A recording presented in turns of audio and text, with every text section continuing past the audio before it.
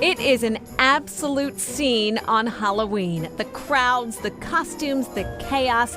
Salem, Massachusetts is called Witch City for a reason. Of course, there's the history of the Salem witch trials, but more than 300 years later, people come from all over the world to take in Salem's magic. I walk around town most days just to take everything in. I'm in awe of this place. While Halloween takes center stage, Salem also has a variety of museums and attractions dedicated to its maritime history. For years, seafarers would import and export goods by way of Salem, making Witch City a cultural melting pot. Kind of hearkening back to those times, we're bringing stories from around the world to the North Shore. Salem resident Jeff Schmidt is the programming director of Salem Film Fest. For more than 15 years, filmmakers have traveled from near and far, visiting Salem and sharing their documentaries with locals. The Salem Film Fest takes place in the spring every year.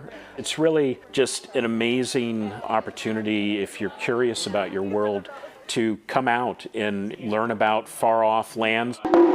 Major cinemas are slow to return to pre-pandemic attendance rates, and locally owned movie theaters are using their creativity to put moviegoers in seats. In addition to film screenings at the Peabody Essex Museum, the Salem Film Fest hosts a number of showings at Cinema Salem, a throwback theater that originally opened in 1982. 44 films were featured at the 2023 festival, including a variety of feature films and shorts. Not only do we want to bring thought-provoking documentaries to the North Shore to help, enliven the social conversation, but we really want to entertain our visiting filmmakers. Filmmakers and visitors at the Peabody Essex Museum only need to walk around the corner for something sweet. Kakawa Chocolate House specializes in handmade chocolates. The store honors the ancient ritual of drinking chocolate or chocolate elixirs, says General Manager Holly Robbins. The first application of eating chocolate was a drinking chocolate. So a lot of these recipes are from 1,000 years ago. It's like a melted chocolate bar in a cup.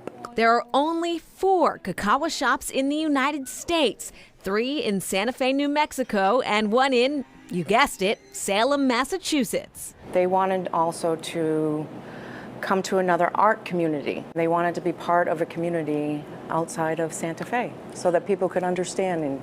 This is the almond milk. That understanding comes in the form of a sacred ritual surrounding drinking chocolate. Proper cacao ceremonies have paid respect to the food of the gods for centuries. Staff at Kakawa Chocolate House walk their customers through the art, in addition to explaining their variety of drinking chocolates. We make 18 different varieties, and we have 8 normally every day, so they could try something like a Cacao is American. Or we have the Mayan, 19 different herbs and spices, dark chocolate. There's the Zuo, which is a milk chocolate, ginger and cinnamon. Kakawa Chocolate House pushes the boundaries with their truffles, like this one made with goat cheese and sage salt. Chocolatiers here say, don't knock it till you try it. It gives you a different appreciation for chocolate, something that you wouldn't know. It's different than going down the street to grab your candy bar. Robin says even though she's making chocolates every day at Kakawa, she's never tired of the magical elixirs. So you come in here and you taste something that's a little bit different, and you go away with that moment.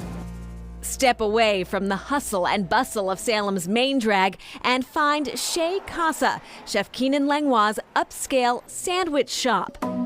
Originally from the South Shore, Langlois made the daring move to open his restaurant on the North Shore in 2019. I think that there's a lot more diversity up on the North Shore, and I think that there's just in general more restaurants. Langlois made stops in some of Boston's biggest restaurants, including Sorolina and Hammersley's Bistro, but what called to him were exceptional ingredients and placing them between 2 slices of bread. The menu is very concise, and I chose the items that I did because I think it covers a wide variety of tastes and feelings.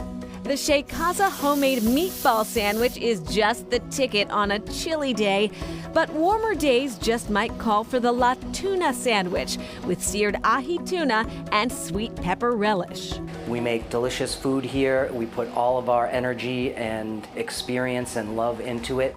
And though Langlois wants visitors to stop by Chez Casa, he says there's more to Salem than meets the eye. I think more people should come here and experience the deeper colonial history of Salem. There's so much history, maritime history, everything in Salem. It's a great experience. And among the familiar faces from Salem, Lieutenant Governor Kim Driscoll is a graduate of Salem State University and served as the city's mayor for more than 15 years. The city of Salem just elected a new mayor just 2 weeks ago.